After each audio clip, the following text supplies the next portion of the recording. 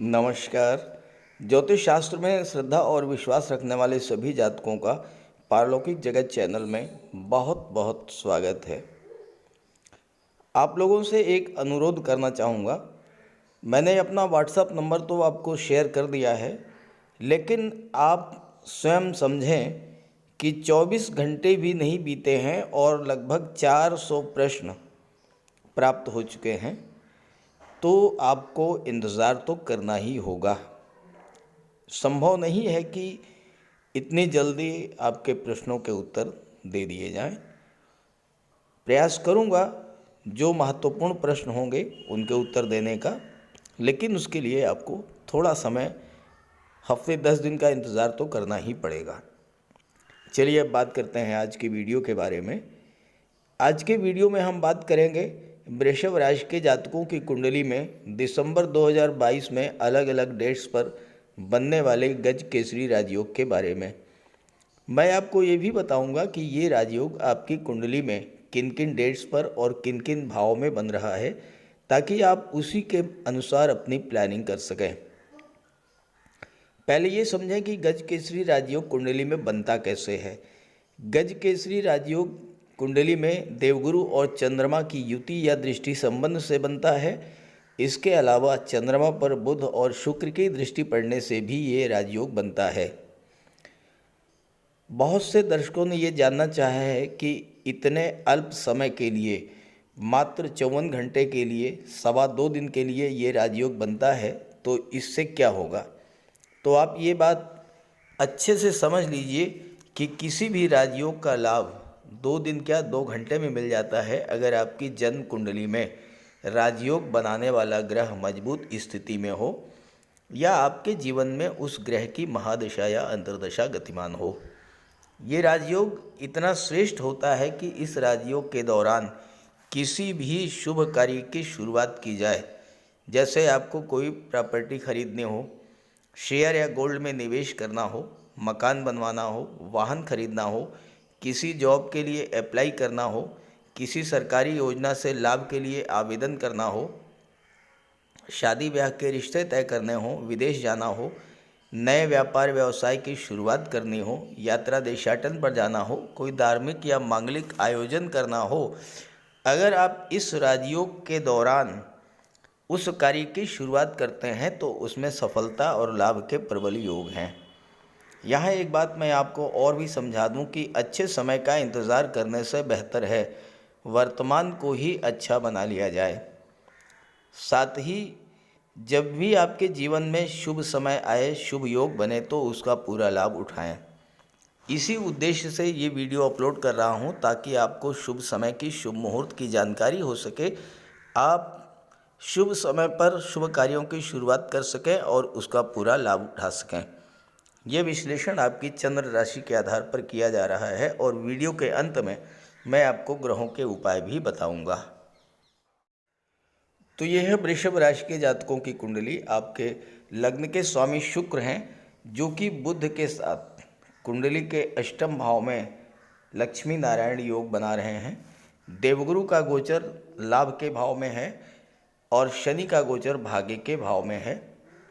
राहु और केतु 12वें भाव में और छठे भाव में गोचर कर रहे हैं।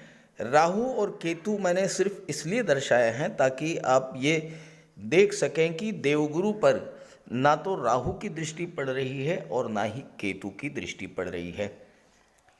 गज केसरी राजयोग की चर्चा करने से पहले मैं एक ज्योतिषी सूत्र आपको समझाना चाहूँगा कि अगर कोई 2 ग्रह किसी एक घटना को टारगेट करें, किसी एक घटना की ओर संकेत करें, किसी एक इवेंट को वेरीफाई करें, वो घटना घटित होती है। यहाँ देखिए, देवगुरु लाभ के भाव में है और शनिदेव की दृष्टि लाभ के भाव पर पड़ रही है। शनिदेव 17 जनवरी तक भाग्य भाव में रहेंगे, तो आपको 17 जनवरी तक भाग्य का भी सपोर्ट मिलेगा और हर तरह का लाभ प्राप्त होगा। क्या क्या लाभ आपको मिल सकता है? संतान का लाभ हो सकता है, संतान की प्राप्ति हो सकती है, आपका विवाह हो सकता है। क्योंकि देवगुरु संतान और विवाह के कारक हैं। दूसरी बात, देवगुरु अष्टम के स्वामी हैं, तो आपको अचानक से धन की प्राप्ति हो सकती है। इसके अलावा देवगुरु अष्टम में दैवी सपोर्ट दिलाते हैं। आप पर कोई आने वाली मुसीबत, कोई परेशानी देवगुरु की कृपा से, शनिदेव की कृपा से टल सकती है। परेशानी आएगी लेकिन वो आपको नुकसान नहीं होगा उससे। देवगुरु की पंचम दृष्टि पड़ेगी कुंडली के तीसरे भाव पर और शनिदेव की सीधी दृष्टि तीसरे भाव पर, तो तीसरे भाव से संबंधित भी कोई घटना आपके जीवन में घटित हो सकती है। यात्रा पर आप जा सकते हैं। नौकरी में हैं, आपका ट्रांसफ़र हो सकता है। ट्रांसफ़र के लिए अप्लाई कर रखा है तो मनचाही जगह पे ट्रांसफ़र हो सकता है। आप जिस सीट पर कार्य कर रहे हैं, जिस पद पर कार्य कर रहे हैं, उसमें परिवर्तन हो सकता है। साथ ही साथ आप सोशल मीडिया से जुड़ सकते हैं, ऑनलाइन टेक्नोलॉजी से जुड़ सकते हैं, कम्युनिकेशन के क्षेत्र से जुड़ सकते हैं और आपके भाई बहनों के जीवन में कोई नया परिवर्तन देखने को आपको मिल सकता है। ये तो रहा 17 जनवरी तक क्या क्या घटनाएं आपके साथ घटित हो सकती हैं। अब आइए बात करते हैं गजकेसरी राजयोग के बारे में। किन किन डेट्स पर, किन किन भाव में आपकी कुंडली में बनेगा और उसका क्या प्रभाव होगा। अब आप डेट्स नोट कीजिए। पहली डेट है 8 दिसंबर 2022 और समय है 1:44 प्रातः। इसका मतलब कि 8 दिसंबर और 9 दिसंबर दोनों ही दिन गज केसरी राजयोग आपकी कुंडली में प्रभावी रहेगा। चंद्रमा का गोचर मिथुन राशि में होगा और शुक्र और बुध की दृष्टि चंद्रमा पर पड़ेगी और गज केसरी राजयोग बनेगा।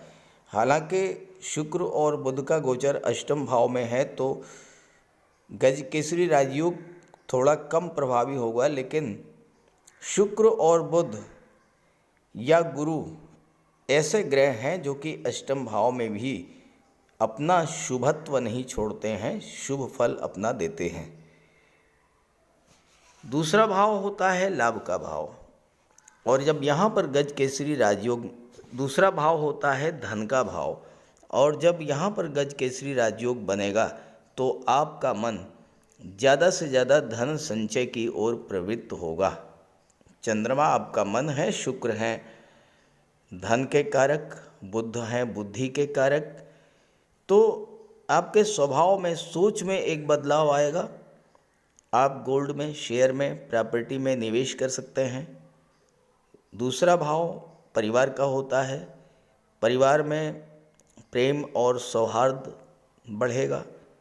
परिवार में कोई मांगलिक या धार्मिक आयोजन भी हो सकता है और चूंकि चंद्रमा की दृष्टि अष्टम पर पड़ रही है और अष्टम में शुक्र और बुध का गोचर है तो आपको गुप्त धन की भी प्राप्ति हो सकती है। एक ऐसा पैसा जो कि बिना परिश्रम के आपको मिल जाए। कोई पेरेंटल प्रॉपर्टी आपको मिल सकती है, वसीयत या विरासत से धन मिल सकता है, इंश्योरेंस का पैसा मिल सकता है। आप गवर्नमेंट सर्वेंट थे रहे हैं, रिटायर्ड हैं, तो आपको पेंशन ग्रेच्युटी का पैसा भी मिल सकता है। आपका झुकाव ज्योतिष तंत्र मंत्र की ओर भी बढ़ सकता है। कोई बीमा पॉलिसी भी आप ले सकते हैं। बीमा एजेंट या शेयर ब्रोकर के रूप में आप कार्य शुरू कर सकते हैं। और चूंकि शनि अष्टम के कारक होते हैं और अष्टम के कारक होकर भाग्य के भाव में बैठे हुए हैं तो भाग्य का सपोर्ट मिलेगा। शनि कर्म भाव के भी स्वामी हैं तो आप रियल एस्टेट का काम शुरू कर सकते हैं, प्रॉपर्टी डीलिंग का काम शुरू कर सकते हैं, कंस्ट्रक्शन मटेरियल सप्लायर हो सकते हैं या केमिकल प्रोडक्ट्स मेटल्स का काम शुरू कर सकते हैं, ट्रांसपोर्ट का काम शुरू कर सकते हैं। इस तरह के कार्य आप अगर 8 और 9 दिसंबर में करते हैं तो आपको सफलता जरूर मिलेगी। 8 नवंबर के बाद 8 दिसंबर के बाद 11 दिसंबर को ये गज केसरी राजयोग आपकी कुंडली में बनेगा। चंद्रमा का गोचर कर्क राशि में होगा, देवगुरु का गोचर लाभ के भाव में है मीन राशि में, और इसका समय होगा 1:52 बाद दोपहर 1:52 PM। इसका मतलब 11, 12 और 13 तीनों ही तिथियों में ये गज केसरी राजयोग बनेगा। देवगुरु की दृष्टि चंद्रमा पर पड़ेगी। अब यहाँ देखिए, बहुत ही महत्वपूर्ण होगा ये समय आपके लिए 11, 12 और 13 दिसंबर का, चूँकि कर्क राशि देवगुरु की उच्च की राशि है और चंद्रमा की अपनी राशि है, और कर्क राशि में ये राजयोग बन रहा है। तीसरा भाव पराक्रम, पुरुषार्थ, उत्साह का होता है। आपका मन उत्साह से भरा रहेगा, काम में मन लगेगा, कार्यों को लेकर जो अनिर्णय की स्थिति थी वो दूर होगी। आप ये तय कर पाएंगे कि आपको किस क्षेत्र में कार्य करना है। देवगुरु की दृष्टि चंद्रमा पर पड़ने से आपका ज्ञान, बुद्धि, विवेक जागृत होगा और आप सही फैसला ले पाएंगे। कार्य क्षेत्र को लेकर आप जो भी फैसला लेंगे वो सही होगा और आपको सफलता मिलेगी। चंद्रमा की दृष्टि पड़ेगी भाग्य के भाव पर, तो भाग्य भी आपका साथ देगा। यात्रा देशाटन पर जा सकते हैं, छोटी मोटी यात्राएं, कहीं पिकनिक प्लेस, इस तरह की जगह भी आप इस गोचर काल में जा सकते हैं। कंप्यूटर, कम्युनिकेशन, ऑनलाइन बिजनेस, ये भी आप शुरुआत कर सकते हैं। सोशल मीडिया से जुड़ करके भी आप काम शुरू कर सकते हैं, आपको सफलता मिलेगी। 11 दिसंबर के बाद ये राजयोग आपकी कुंडली में 16 दिसंबर को बनेगा। 16 दिसंबर को 2:04 बाद दोपहर 2:04 पर चंद्रमा का गोचर कन्या राशि में होगा। चंद्रमा आपकी कुंडली के पंचम भाव में गोचर करेंगे। देवगुरु की दृष्टि चंद्रमा पर पड़ेगी। अब यहाँ पर जो पंचम भाव है वो शिक्षा और संतान का होता है। देवगुरु शिक्षा के भी कारक हैं, संतान के भी कारक हैं। आपका मन पढ़ाई में पूरी तरह से लगेगा। छात्रों के लिए ये समय बहुत अच्छा रहेगा। 16, 17, 18 तीनों दिन शिक्षा प्रतियोगिता को लेकर अगर अभी तक अनिर्णय की स्थिति बनी हुई थी तो वह दूर होगी। लाइफ में क्या करना है, क्या बनना है, आप इसको डिसाइड कर पाएंगे। पढ़ाई पर फोकस बढ़ेगा। देवगुरु की दृष्टि पड़ने से आपकी बौद्धिक क्षमता बढ़ेगी।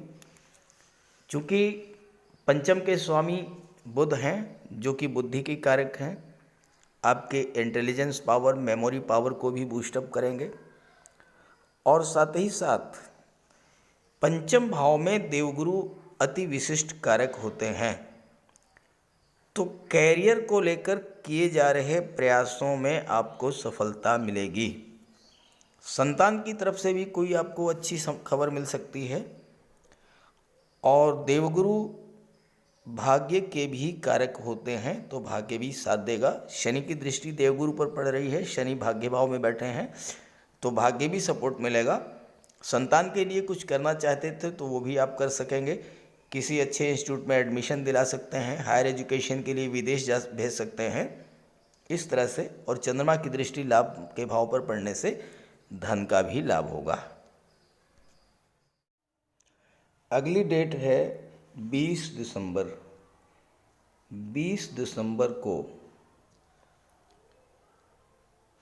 2:57 प्रातःकाल, इसका मतलब 20 और 21 दिसंबर दोनों ही दिन गज केसरी राजयोग बनेगा।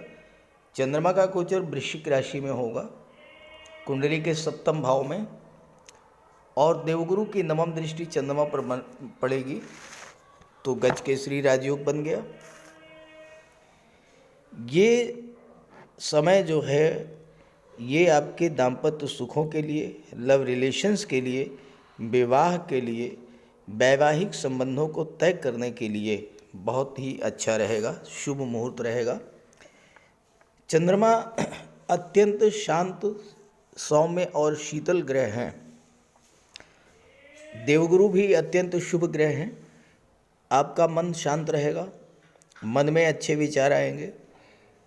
दाम्पत्य जीवन में किसी प्रकार का कोई तनाव हो तो आपको इस बात का एहसास होगा कि कमी कहाँ पर है। आप दूसरों की बात सुनेंगे और समस्या ख़त्म हो जाएगी। जीवन साथी के साथ समय अच्छा बीतेगा। विवाह के रिश्ते तलाश करने या फाइनलाइज करने के लिए भी शुभ मुहूर्त है। इस राजयोग के बनने पर आप विवाह भी कर सकते हैं और ये विवाह अस्थायी होगा। सप्तम भाव व्यापार का भी होता है और आप पार्टनरशिप में अगर व्यापार करना चाहते हैं तो बहुत ही शुभ समय है। एक अच्छा पार्टनर आपको मिलेगा, साउंड फाइनेंशियल कंडीशन वाला, और आप व्यापार को उसके साथ नई ऊंचाइयों तक ले जाएंगे। सप्तम भाव तुला राशि का होता है जो कि न्याय, संतुलन और व्यापार का प्रतीक है। तो आप जीवन में संतुलन बना करके चलना सीखेंगे। 28 दिसंबर को अंतिम बार दिसंबर के महीने में ये गज केसरी राजयोग आपकी कुंडली में बनेगा।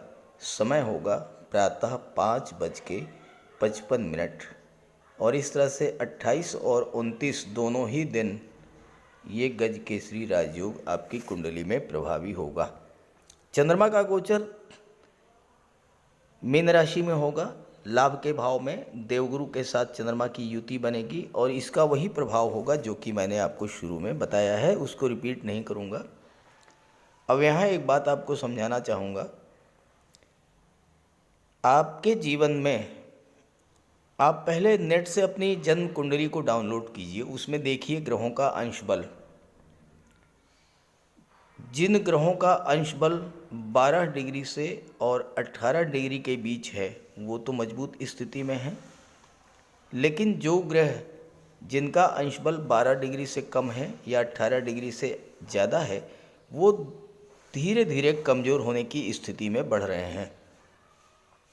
18 डिग्री से जैसे जैसे 30 डिग्री तक बढ़ेंगे वैसे वैसे ग्रहों का अंश बल कमज़ोर होगा और 12 डिग्री से कम स्थिति में भी अंश बल कमज़ोर रहेगा। तो ग्रहों का उपाय करें।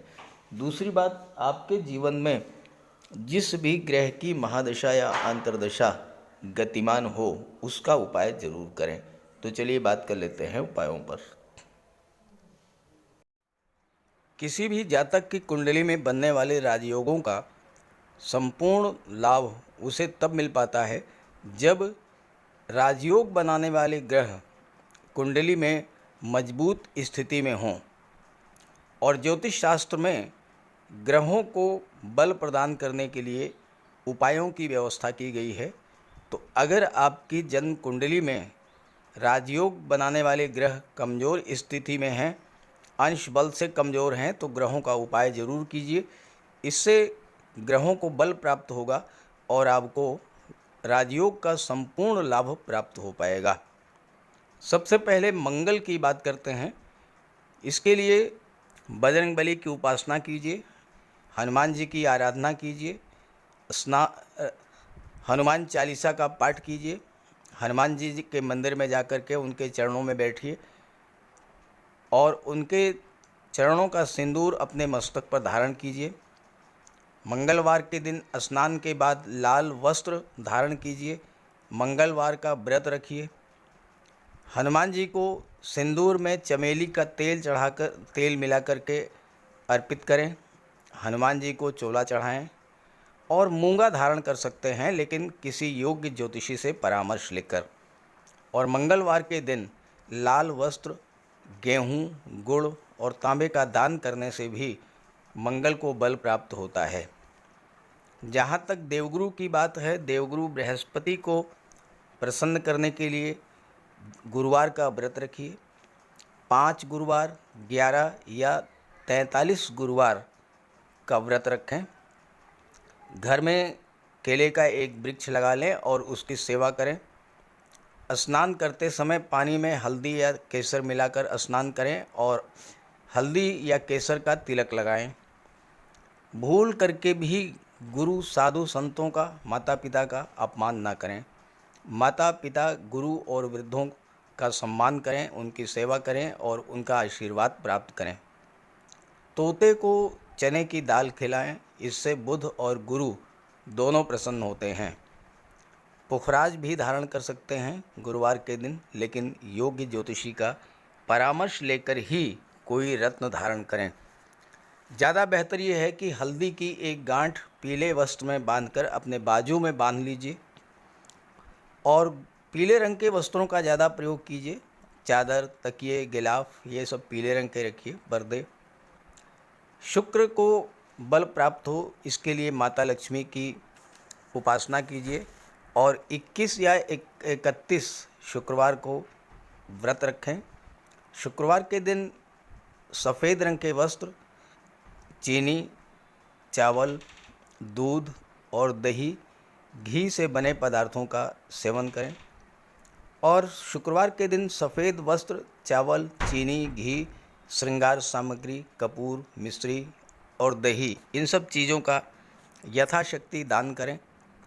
डायमंड धारण कर सकते हैं, लेकिन हीरा धारण करने से पहले योग्य ज्योतिषी का परामर्श ले लें। महिलाओं का सम्मान करें। शुक्रवार के दिन कन्याओं को खीर और मिष्ठान का भोजन कराएं। इत्र का प्रयोग करें। घर को साफ सुथरा रखें और भगवान शिव को श्वेत पुष्प अर्पित करें। जहाँ तक बुध की बात है तो बुधवार के दिन तुलसी का पौधा लगाकर उसकी सेवा करें। गाय की सेवा करें, गाय को हरा चारा खिलाएं। हरियाली बढ़ाने वाले पौधे लगाएं और दान करें पौधों का, क्योंकि बुध को हरा रंग अत्यंत प्रिय है।